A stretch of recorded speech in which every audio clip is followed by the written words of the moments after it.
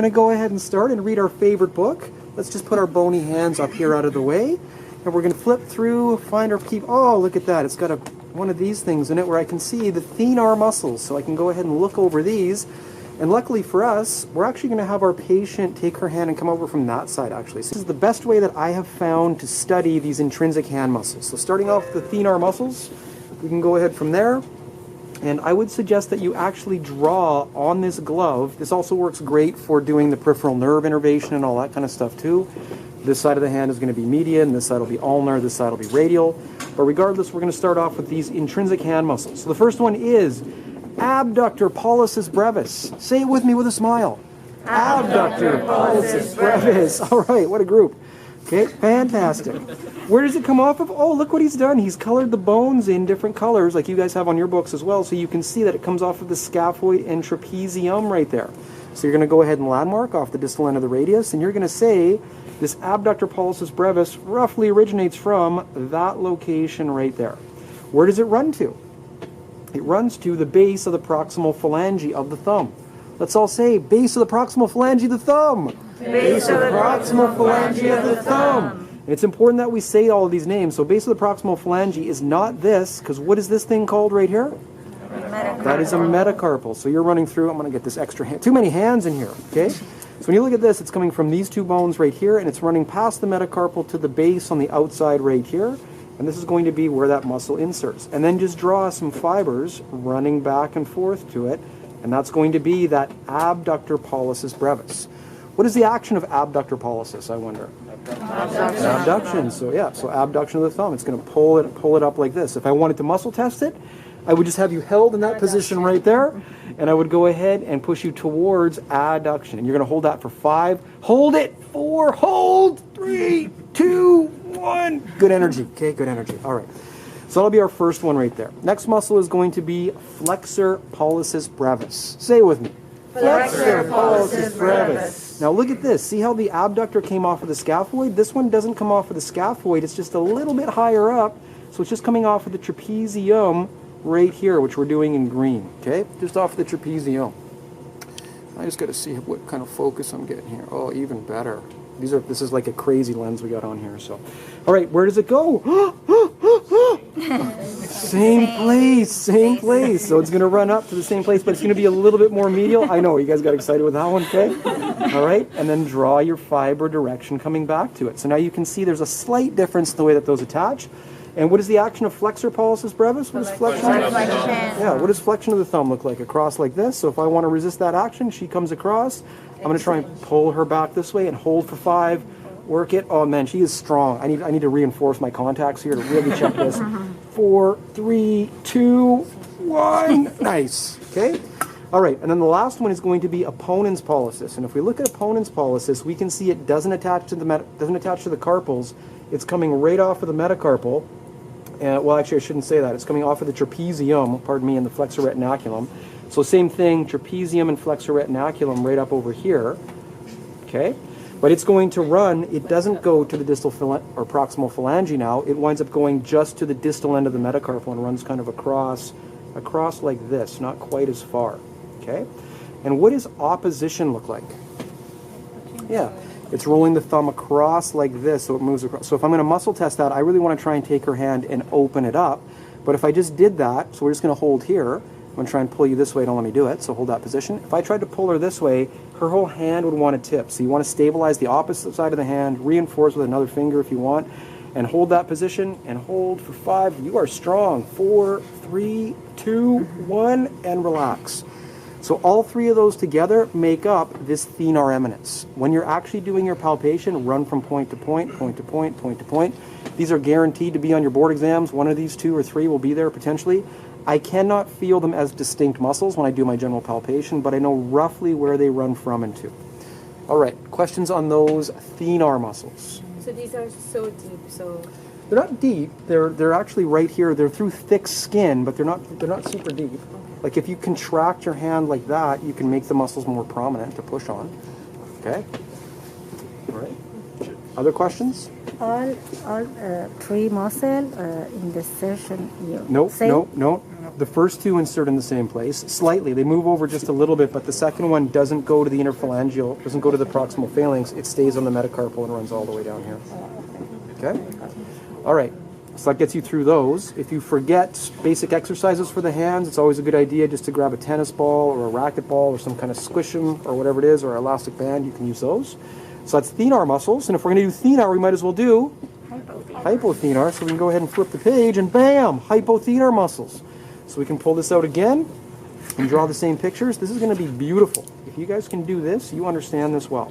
So the first one is abductor digiti minimi. Say it with me with a smile. Abductor digiti minimi. And what does it come off of? It looks like it comes off of the pisiform and the tendon of flexor carpi ulnaris. Well, pisiform, remember, an easy way to find that is flex the wrist a little bit and find that bone that can shift from side to side. So right there is her pisiform. So I'm going to landmark that to begin with. And then the pisiform itself, then the muscle itself is going to run all the way to the base of the proximal phalanx, all the way up here. So it's actually quite a long muscle the way that it runs up there. A lot of people are surprised. So I just go ahead and mark that. It's out to the lateral side. And then we're going to trace that all the way up and around right here. Now, what is the action of this muscle? Abduction of little finger. Abduction of little finger. So what is she going to do? So what does abduction of little finger look like? To the She pulls to the outside. Yeah, and I'm going to try and stabilize right here, just at the pip. And I'm going to go ahead and say, hold that position.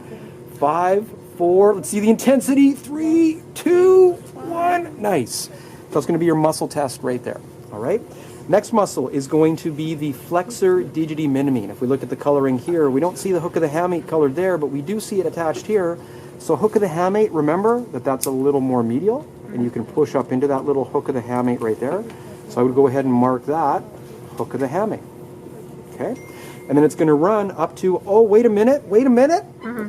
Same place, okay? Almost exactly the same place, okay? Almost exactly the same place. This one's going to be a little bit more medial because the name is flexor. So it's going to run up and come all the way through right here, and that's going to be flexor. And if you notice what I've done for the thenar and hypothenar, I'm color coding them the same color, so this is a great way for you guys to study this. And what does flexor digiti minimi do? Flexion. So I'm going to stabilize right here. She's going to hold that position, so hold for 5, 4. Well, I got to reinforce because she's got power. I got to really quadruple reinforce. 3, 2, 1, and go ahead and relax. And there often will be recruitment of the other finger. She's really using her flexor digitorum tendons to do that as well. Okay, next one is going to be opponens digiti minimi. And what does opponens digiti minimi do? It comes, opposition for sure. The name tells you what it does. It's still off the hook of the hamate, a little bit more on the medial side, and it's going to run around and come up to where? Fifth metacarpal. It doesn't go to the phalanges. It stops short, right? So it goes to that fifth metacarpal, which you can clearly see here. So if we trace that up, so you can see the symmetry of these muscles, okay? The abductor and the flexors go up to the phalanges, and the opponents just go to the metacarpals. Okay, and that makes it simple for you right there. So it goes 2 high, 1 low. Okay, 2 on the outside are high on each side, medial side and lateral side, lateral side and medial side, and then the middle ones are low. Okay, it's easy for you to remember it if you do it that way. And then if you were to do opposition of your pinky finger, what does that look like? It's her bringing her hand right across like this, and what my goal is to try and take this metacarpal right here, and I'm going to try and open your hand up. So usually I'll stabilize like this and try and spread the hand apart. So hold that for 5, 4, 3, be strong, 2, not too strong, 1. Okay, all right. So that's what we get right there for your thenar and hypothenar muscles. Questions on that? No? All right. Okay, what's next? And if you forget the exercises, oh, look at that. They're pretty much the same. Some basic stretches for the hypothenar you can do as well. And then, central hand muscles. Usually it's more enthusiastic than that, but okay, central hand muscles. So this palmaris brevis, I wouldn't worry too much about it. Sometimes it's there, sometimes it's not. There's a lot of anatomical variation there, but it's coming off of the flexor retinaculum and just going into the skin, basically, is what you're looking at. Well, the aponeurosis, palmar aponeurosis, I should say, not flexor retinaculum. Okay, but what color haven't I used yet? I haven't used black for this adductor pollicis, which is a super cool muscle. So where does it come off of? It comes off of the biggest carpal bone, which is the capitate. It also comes off of the second and third metacarpals. So this is a huge muscle right here. It's actually quite a powerful, strong muscle. So it's coming off of your capitate, also off the third and second metacarpals. And the fibers are all running to this area right here, which is the base of the proximal phalange. So that's this area right there. So this is a massively strong muscle that runs and sends all kinds of fibers over like this to that same area right there. Okay. Now, quick question. See how I've drawn these little things in gray right here as well? What are these? Little dots. People often forget about these little dots. Yeah, these are sesamoid bones. There's a sesamoid bone sitting inside of this muscle right about there. There's a little sesamoid in it. Now, the name of the muscle tells you what it does. Adductor. So what does adduction look like in the thumb? First, we have to abduct the thumb away, and adduction is pulling it back in, right? So you're gonna go ahead and keep it in. You're gonna keep it in, and I'm gonna try. Oh, just let me get in there just a little bit. Okay. You're gonna keep it in, and I'm gonna try and hook onto this metacarpal right here, and I'm gonna try and lift you up and out. So hold that position for 5, 4, 3. I'm gonna overpower you. 2. You got this. 1. Nice. Okay.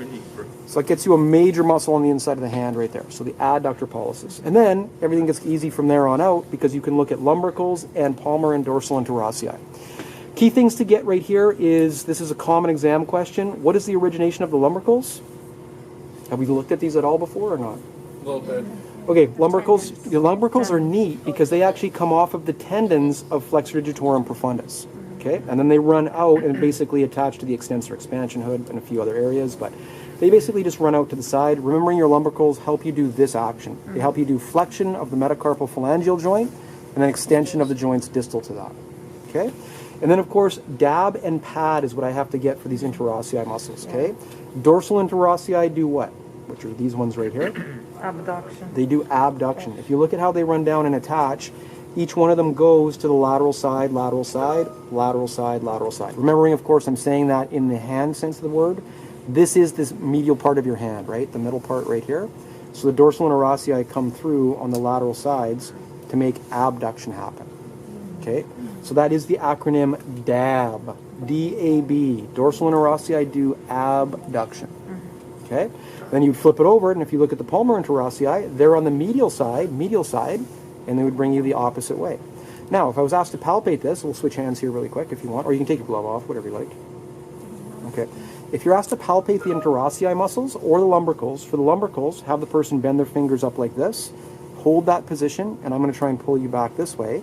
That's going to be, well, I should do this lower down, but I'm going to push you this way. Really, I'm going to push you both ways. So I'm going to push you this way with my finger, I'm going to push you that way with my thumb. Okay, so hold that position. That's going to enforce the lumbricals a little bit more. And if somebody asks to palpate the interossei, you can just relax right there.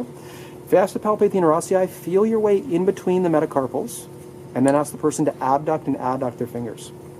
Give me some jazz hands. Close them and open them. Yeah. Close and open, and you'll feel those in between there. And if I wanted to muscle test those, I'd have the person put their fingers up like this for me. And what I would do is I would say, I'm going to try and hold your fingers together.